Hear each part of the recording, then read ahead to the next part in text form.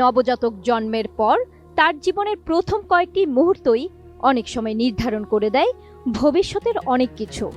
চিকিৎসা বিজ্ঞান বলছে, জন্মের পর শিশুর রক্তে শর্করার মাত্রা অস্বাভাবিকভাবে কমে গেলে, যাকে বলা হয় নিউন্যাটাল হাইপোগ্লাইসেমিয়া, তা শিশুর মস্তিষ্কের বিকাশে স্থায়ী ক্ষতির কারণ হতে পারে। তবে আশার কথা শোনাচ্ছে আধুনিক চিকিৎসা বিজ্ঞান। সাম্প্রতিক এক গবেষণায় দেখা গেছে, এই ঝুঁকি কমাতে কার্যকর হতে পারে খুবই সহজ একটি উপায়: শিশুর মুখে অল্প পরিমাণ ডেক্সট্রোজ জেল লাগিয়ে দেওয়া। এতে রক্তে শর্করার ঘাটতি দ্রুত সামাল দেওয়া সম্ভব। নিউজিল্যান্ড ও অস্ট্রেলিয়ার 18টি হাসপাতালে 4 বছর ধরে চালানো এই গবেষণায় দেখা গেছে, ডেক্সট্রোজ জেল নিরাপদ, সহজলভ্য এবং নবজাতকদের হাইপোগ্লাইসেমিয়া প্রতিরোধে কার্যকর ভূমিকা রাখে। কিন্তু এখানে উঠে আসে আরেকটি বিস্ময়কর বিষয়। প্রায় 1400 বছর আগে প্রিয় নবী হযরত মুহাম্মদ সাল্লাল্লাহু আলাইহি ওয়াসাল্লাম নবজাতকের মুখে খেজুর বা মিষ্টি কোনো দ্রব্য লাগানোর যে সুন্নত শিক্ষা দিয়েছেন, যা তাহনিক নামে পরিচিত, তার মূল উদ্দেশ্য ছিল শিশুর সুস্থ ও স্বাভাবিক শুরুর দিকে গুরুত্ব দেওয়া।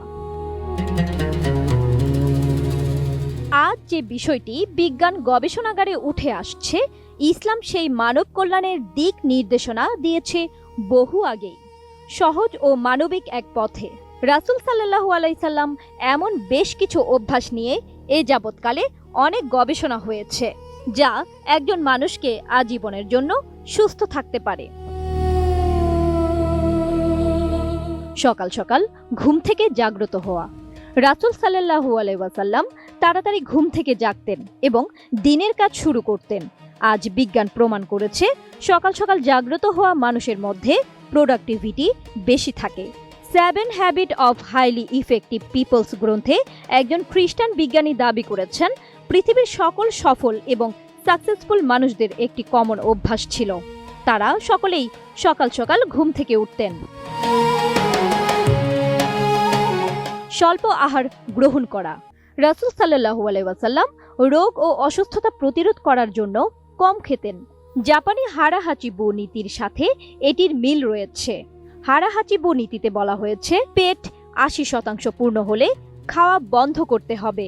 আধুনিক গবেষণাও বলছে যে কম খাওয়া ওজন নিয়ন্ত্রণ, হৃদরোগ প্রতিরোধ এবং দীর্ঘায়ু বৃদ্ধিতে সহায়তা করে। রাসূল সাল্লাল্লাহু আলাইহি ওয়াসাল্লাম তাড়াহুড়ো না করে খাবার ধীরে ধীরে চিবিয়ে খাওয়ার শিক্ষা দিতেন। বিজ্ঞান বলছে, খাওয়ার পরে মস্তিষ্কে সংকেত পাঠানোর জন্য অন্তত 30 মিনিট সময় লাগে। তাই আস্তে আস্তে খাওয়া উচিত, যাতে সংকেতটা ব্রেনে যাওয়ার সাথে সাথে বুঝতে পারা যায়। মাইকেল পোলানের লেখা in defence of food and intern manifesto নামক বইয়ে এই তথ্যটি বর্ণনা করা হয়। নামাজ আদায় করা একটি শারীরিক ব্যায়াম। নবীজির এই সুন্নাহ বিজ্ঞানসম্মতভাবে আমাদের হৃদয় এবং মস্তিষ্ককে সুস্থ রাখতে নামাজের গুরুত্বের কথা স্বীকার করেছে। এছাড়া সহিহ বুখারী 1980 নম্বর হাদিসে বলা হয়েছে, নবীজি সাল্লাল্লাহু আলাইহি ওয়াসাল্লাম শুধু রমজানেই নয়, প্রতি সোম ও বৃহস্পতিবার এবং প্রতি মাসের 13, 14 এবং 15 তারিখে রোজা রাখতেন। গবেষণা বলছে, এই ধরনের ইন্টারমিটেন্ট ফাস্টিং হরমোনের ভারসাম্য রক্ষা করে, অক্সিডেটিভ স্ট্রেস কমায় এবং প্রদাহ হ্রাস করে। রোজা শরীরকে হজমের পরিবর্তে নিরাময় প্রক্রিয়ায় মনোযোগ দিতে সাহায্য করে। বিশ্ববিখ্যাত জীববিজ্ঞানী এবং বার্ধক্য বিশেষজ্ঞ ডক্টর ওয়াল্টার লোগো রচিত বই দ্য লনজেভিটি ডায়েটে রোজার উপকারিতার বৈজ্ঞানিক ব্যাখ্যা করা হয়। এছাড়াও পরিবারের সবাই একসাথে খাওয়া, 3 শ্বাসে পানি পান করা, ডান পাশ হয়ে ঘুমানো। রাসূল সাল্লাল্লাহু আলাইহি ওয়াসাল্লাম এই অভ্যাসগুলি সুস্থ জীবনের জন্য বিজ্ঞানসম্মত বলে প্রমাণিত। বিজ্ঞান বলছে, পরিবার বা বন্ধুদের সঙ্গে একসঙ্গে খাওয়া মানসিক চাপ কমায়। 3 শ্বাসে পানি পান করলে শরীর সঠিকভাবে তা শোষণ করতে পারে এবং মাথা ঘোরা, ইলেকট্রোলাইট ভারসাম্যহীনতা কমায়।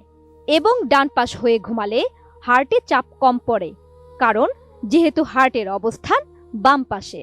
পাকস্থলীতে খাবার হজমে সহায়তা করা এবং ফুসফুসে রক্ত সঞ্চালন ভালো রাখে।